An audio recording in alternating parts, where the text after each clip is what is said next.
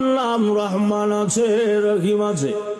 আল্লাহ রহমান রহিম নামের দয়া নাকি অনেক বেশি বড়। আল্লাহ এত বড় মায়া দয়া থাকতে একটা নেকির জন্য জাহান্নামে কেন যেতে হবে?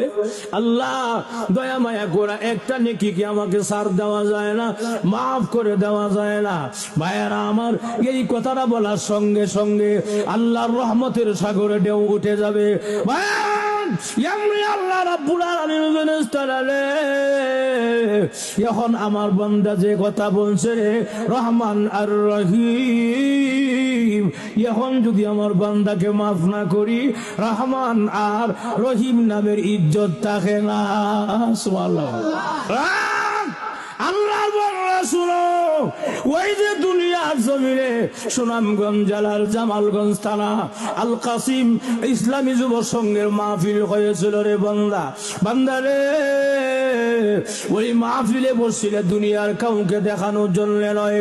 আরামের ঘুমকে হারাম করে, আরামের বিছানাকে লাথি মেরে, দোকানপাট বন্ধ করে, ব্যবসা বাণিজ্য বন্ধ করে বসা ছিলে আল্লাহকে সন্তুষ্টি করার আশায়, জান্নাতের আশায়।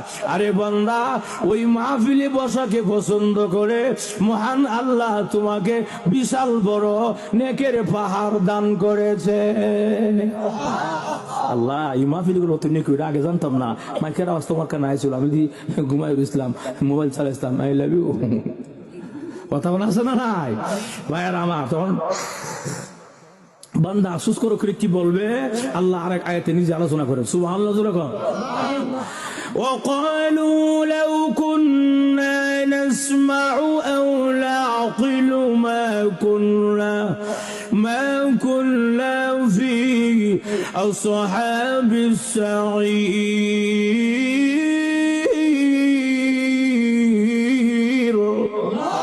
প্রভু আল্লাহ দুনিয়াতে লক্ষাধিক পয়গম্বররা দাওয়াত লয়ে গেছিল। আল্লাহ ঢাকা থেকে উলামায়ে কেরাম এসে বয়ান করেছিল, মাইকের আওয়াজ আমার কানে আসছিল। আল্লাহ শাস্ত্রে বসা ছিলাম, টিভির সামনে বসা ছিলাম, অনর্থক সময় নষ্ট করেছিলাম।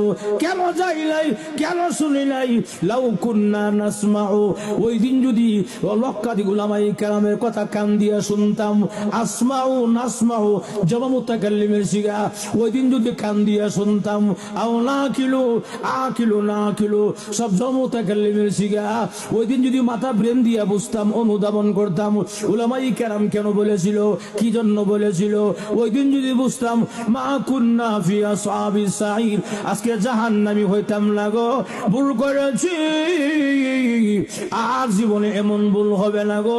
আল্লাহ আবার দুনিয়াতে পাঠাইয়া দাও, এমন ভুল হবে না। এমনি আল্লাহ ডাক দিবেন, রে বান্দা, এই কথাটা বোঝানোর জন্য আর দুনিয়ায় পাঠানো হবে না। এই কথাটা বোঝানোর জন্য বার বার উলামায়ে কেরাম আলোচনা করেছে।